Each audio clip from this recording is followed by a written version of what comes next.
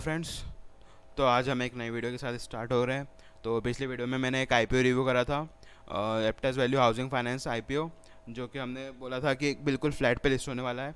ये में से एक प्रिडिक्शन थी मेरी, और वो बिल्कुल सही निकली। आईपीओ बिल्कुल फ्लैट लिस्ट हुआ है। जैसा कि ग्रे मार्केट में हमें 0% चल रहा था, इसके कारण वो फ्लैट लिस्ट हुआ है। तो पूरी की पूरी प्रिडिक्शन सही रही थी। और आने वाले और आईपीओ के रिव्यू के लिए आप इस चैनल को सब्सक्राइब कर सकते हैं। और आज मैं आपके लिए हाजिर हूँ एक नई चीज़ लेके। तो हम देखते हैं नई चीज़ क्या है। इंडेक्स की रीबैलेंसिंग और रिकॉन्स्टिट्यूशन। ठीक है। तो अगर बहुत अच्छी चीज़ है वैसे ये, अगर इसके आगे देखते हैं अपन क्या क्या इस वीडियो में जो है डिस्कस करने वाले हैं। तो हम की पॉइंट्स देख लेते हैं क्या क्या डिस्कस करने वाले हैं। फर्स्ट अपन सबसे पहले समझ लेंगे इंडेक्स क्या होता है। ठीक है। फिर नेक्स्ट समझेंगे कि इंडेक्स की रीबैलेंसिंग और रिकॉन्स्टिट्यूशन क्या होता है। ठीक है। फिर नेक्स्ट समझेंगे उसको बनता कैसे है, वो क्या होता है, मतलब क्या होता है वो तो अपन ऊपर डिस्कस कर लेंगे। पहले बनता कैसे है, उसके अंदर कौन कौन सी चीज़ें होती है, क्या मैटर मोस्ट करता है उसके अंदर, ये सब हम रीबैलेंसिंग में और रिकॉन्सिलेशन को समझने में सीखेंगे। और एक सिचुएशन है, हाइपोथेटिकली है, मतलब अब रियल में तो कभी नहीं हो सकती, वो सिर्फ इमेजिनरी सिचुएशन है। तो अगर ये रीबैलेंसिंग और रिकॉन्स्टिट्यूशन नहीं होती है तो क्या होता। ठीक है। तो हम देख लेते हैं पहले इंडेक्स। सबसे पहले देखते हैं अपन इंडेक्स क्या होते हैं। इंडेक्स आपने सभी सुना होगा, जैसे निफ्टी 50, सेंसेक्स, बैंक निफ्टी, ये सब एक इंडेक्स है। अभी इंडेक्स में जितने भी स्टॉक्स आते हैं, जैसे निफ्टी 50 में 50 स्टॉक्स आते हैं, तो वो किस बेसिस पे आते हैं वो हम आगे देखेंगे इसमें। ठीक है। वैसे तो स्टॉक एक्सचेंज जो होता है, जैसे एनएससी और बीएससी होता है, वो खुद ये पोर्टफोलियोज बनाता है। वो किस बेसिस पे बनाता है, वो मार्केट के ऊपर बनाता है। जो सबसे ज़्यादा मार्केट कैपिटलाइजेशन जिस कंपनी का होता है, उसके अकॉर्डिंग वो उसको इंडेक्स में लिस्ट करता है। जैसे निफ्टी 50 में जो है, एग्जांपल लेते हैं अपन, निफ्टी 50 में टॉप 50 कंपनीज आती है जो लिस्टेड है स्टॉक एक्सचेंज में, और जिनका मार्केट कैपिटलाइजेशन बहुत ही अच्छा है, उसकी परफॉर्मेंस बहुत अच्छा है। और इनका जो क्राइटेरिया होता है स्टॉक मार्केट का, जब वो इंडेक्स में एक स्टॉक को इंक्लूड करते हैं, वो एक क्राइटेरिया देखते हैं। जो क्राइटेरिया होता है ये फुलफिल कर रही होती है सारी कंपनीज जो कि उसके अंदर एडेड है इंडेक्स के अंदर। इसके कारण जो है निफ्टी 50 में 50 स्टॉक्स है, तो वो क्राइटेरिया फुलफिल करते हैं, तब जाके वो इंडेक्स में ऐड होते हैं। और वो क्राइटेरिया उनको जो है ना मेंटेन करके चलना पड़ता है। अगर ऐसा नहीं कि एक बार मेंटेन कर लिया, लिस्ट हो गए, मतलब इंडेक्स में आ गए, निफ्टी 50 में आ गए, अब तो कैसा भी चलेगा। उनको वही क्राइटेरिया मेंटेन करके चलना पड़ेगा, मतलब जब तक उनको इंडेक्स के अंदर रहना है। अगर सपोज़ टाटा मोटर्स है, वो अच्छा परफॉर्म कर रहा है, मार्केट कैपिटलाइजेशन ग्रोथ हो रही है उसकी, और बहुत सारे क्राइटेरिया जो है उसके स्टॉक एक्सचेंज के वो सब मीट कर रहा है, उसमें कोई दिक्कत नहीं आ रही उसको, पर अचानक से वो ये सब मीट नहीं करता है क्राइटेरिया, और कुछ भी नहीं करता है, मार्केट कैपिटलाइजेशन में ग्रोथ नहीं हो रही है उसकी, कुछ भी नहीं हो रहा है, सेम स्टॉक ऐसा कैसा पड़ा हुआ है, ना नीचे जा रहा है ना ऊपर जा रहा है, नीचे ही जा रहा है। अगर कुछ ग्रोथ हो ही नहीं है तो ऑब्वियसली स्टॉक जो है वो नीचे ही जाता है। तो इस कारण वो इंडेक्स से जो है हटा दिया जाएगा। ठीक है। तो ये इंडेक्स का एक ब्रीफ इंट्रो दे दिया मैंने आपको। अब अपन आगे देखते हैं रिकॉन्स्टिट्यूशन रीबैलेंसिंग होता क्या है। बहुत आसान सी चीज़ है। रीबैलेंसिंग क्या होता है, जैसे अपना कोई स्टॉक है, इंडेक्स के अंदर ऐड करना है कि नहीं करना है, क्या कौन सा इंडेक्स से हटाना है, कौन सा इंडेक्स के अंदर रखना है। ये एक जैसे निफ्टी 50 है, सेंसेक्स है, मतलब बीएससी और एनएससी में जो चलते हैं, एनएससी और बीएससी में जो चलते हैं, वो बीएससी में सेंसेक्स चलता है, एनएससी में निफ्टी 50 चलती है। ठीक है। और बैंक निफ्टी है, निफ्टी 500 है, निफ्टी स्मॉल कैप्स है, निफ्टी मिड कैप्स है। ऐसे बहुत सारे इंडेक्स जो है बनाए हुए हैं स्टॉक मार्केट की तरफ से खुद ब खुद। ठीक है। तो उसके अंदर क्या स्टॉक रखना है कंटिन्यू में, तो वो जो चेक करते हैं वो रीबैलेंसिंग होती है। वो किस बेस पे होता है, वो डायरेक्ट भी कैलकुलेट हो सकता है, इनडायरेक्ट भी हो सकता है। बेसिकली वो वेट से कैलकुलेट होता है। वेट क्या होता है, पोर्टफोलियो वेट मैनेजमेंट होता है।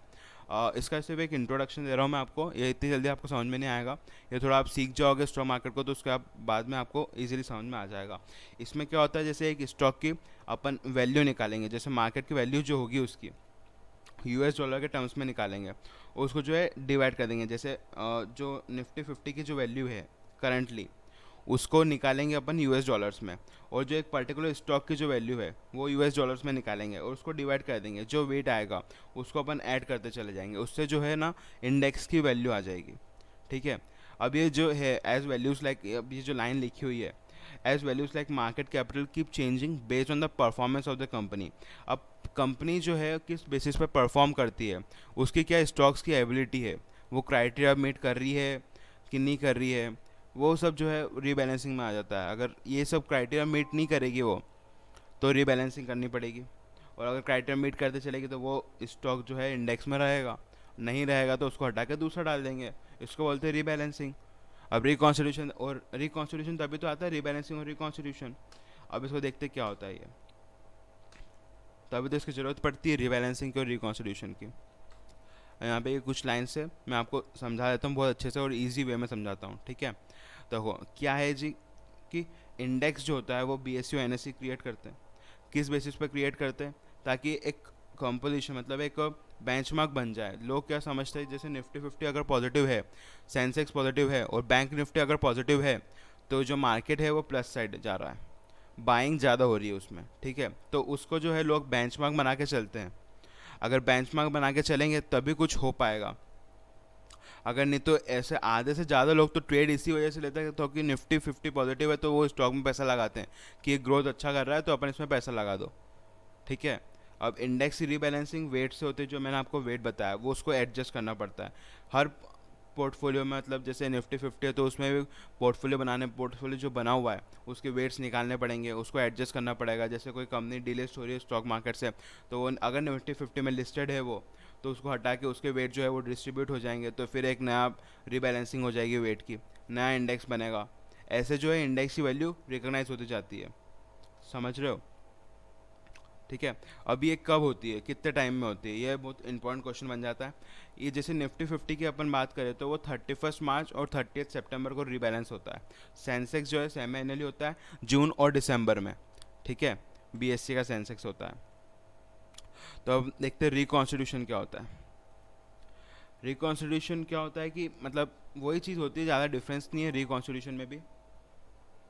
इसमें बस कुछ पार्ट आ जाते हैं, जैसे delisting of security, merger and acquisition और कॉर्पोरेट एक्शंस।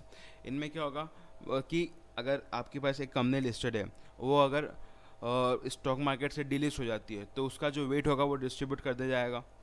इसका ये मतलब होता है, ठीक है, डीलिस्टिंग ऑफ सिक्योरिटी का, क्योंकि वो इंडेक्स से तो लिस्ट सीज हो ही गई ना। इंडेक्स अगर स्टॉक मार्केट में नहीं है तो इंडेक्स में कहाँ से आएगी, सीधी सी बात है, ठीक है। अब मर्जर एंड एक्विजिशन में जैसे बैंक ऑफ बड़ौदा का एग्जांपल ले लेते हैं, उसके अंदर दो बैंक अभी मर्ज हो गई, ठीक है। अब जो दो बैंक के जो इंडेक्स में अगर वो इंक्लूड थी बैंक निफ्टी में, तो वो इंडेक्स में हट जाएगी, और जो मर्जर एंड एक्विजिशन में जो वेट आएगा उसका बैंक ऑफ बड़ौदा का वो इंक्रीज हो जाएगा, क्योंकि उन दोनों का वेट तो डिस्ट्रीब्यूट हो जाएगा ना सारे बैंक निफ्टी में, सारे बैंक्स में, खाली बैंक ऑफ बड़ौदा में नहीं होगा, सारे के सारे बैंक्स में जो उन दोनों का वेट था ना इंडेक्स में वो डिस्ट्रीब्यूट हो जाएगा, ठीक है। अब कॉर्पोरेट एक्शंस में क्या होता है, स्टॉक स्प्लिट। इसका बहुत आसान सा एग्जांपल है, अभी अभी हुआ था ये, आइशर मोटर्स ने स्टॉक स्प्लिट कर दिया था। उसका शेयर एक चल रहा था 18-20 हज़ार रुपये, अब उसका शेयर हो गया 3,000 रुपये, 2500 से 3,000 रुपये। अब उसने क्या करा, नंबर ऑफ शेयर्स बढ़ा दिया आपके पास, ठीक है, पर लेकिन वैल्यू जो इतना आपने इन्वेस्ट करा था वैल्यू उतनी रहेगी।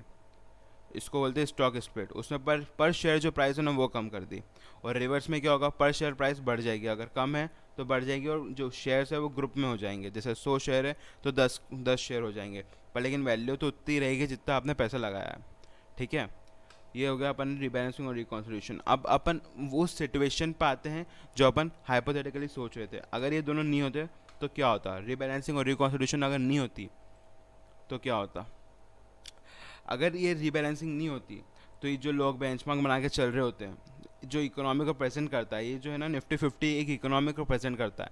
निफ्टी 50 अगर पॉजिटिव है तो इकोनॉमी अच्छे टाइम में जा रही है, अच्छी ग्रोथ कर रही है इकोनॉमी अपनी, इसका ये मतलब लोग समझते हैं, क्योंकि एक बेंचमार्क, क्योंकि इसमें टॉप 50 कंपनीज है जो इंडिया को ग्रोथ देती है, सारी की सारी इंडियन कंपनीज है, तो इसलिए मतलब सारी की सारी इंडियन कंपनीज तो नहीं है पर इंडिया में अच्छा ग्रोथ ला रही है, इसलिए जो है उसको एक बेंचमार्क मार के लेते हैं लोग, ठीक है। अगर ये क्राइटेरिया नहीं होगा, कोई क्राइटेरिया मतलब खाली एक बार अपन ने क्राइटेरिया मीट कर लिया, अपन इंडेक्स के अंदर आ गए, अब कुछ नहीं करना है अपने को, तो फिर तो नई चीज़ आएगी तो फिर तो उसको तो कुछ जगह ही नहीं मिलेगी ना।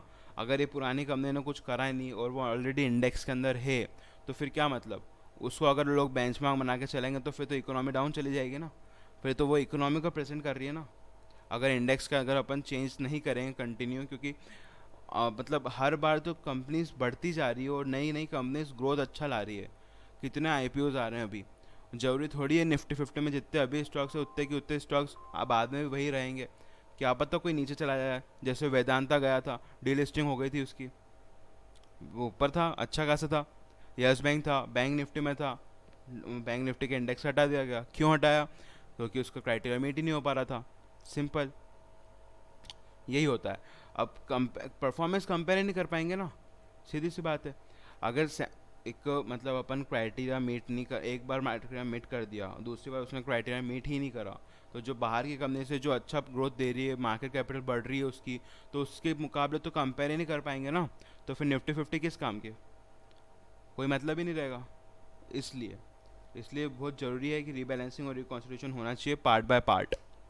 ठीक है, अब क्लोजिंग पार्ट में एक जिस्ट दे देते हैं। ये जितने भी स्टॉक ऐड होते हैं, रिमूव होते हैं, जितने भी वेट चेंज होते हैं, रीडिस्ट्रीब्यूशन ऑफ वेट्स होता है, ये सब जो है स्टॉक मार्केट के लाइफ का पार्ट है कंपनीज के लिए। मतलब इन्वेस्टर्स को ये डिसीजन लेना चाहिए कि खाली वो इंडेक्स के ऊपर अपना इन्वेस्टिंग का डिसीजन नहीं ले। जैसे निफ्टी फिफ्टी अच्छी भाग रही है तो सिर्फ निफ्टी फिफ्टी के स्टॉक्स में लगा दो। अपने पोर्टफोलियो को हमेशा ना जो है डाइवर्सिफाई करके चलो, हर सेगमेंट में एंटर करके चलो। नहीं तो क्या होगा कि अगर एक सेगमेंट में आप एंटर करोगे और उस सेगमेंट को कभी गवर्नमेंट ने कोई रूल निकाल दिया, तो वो अगर वो सेगमेंट को फ़ायदा नहीं करता तो वो सेगमेंट डाउन हो जाएगा और आपका पोर्टफोलियो पूरा नेगेटिव में चला जाएगा। तो बेहतर ये है कि मतलब ज़्यादा अच्छा यही है कि आप हर पोर्टफोलियो को जो है डाइवर्सिफाई करके चलो।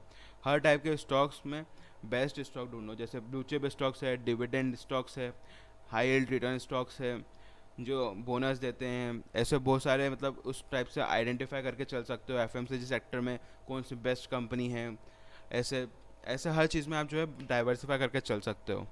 ठीक है, और वीडियो अच्छी लगी हो तो लाइक करना, शेयर करना, सब्सक्राइब करना, और कोई कम डाउट वगैरह हो तो पूछ लेना। Thank you.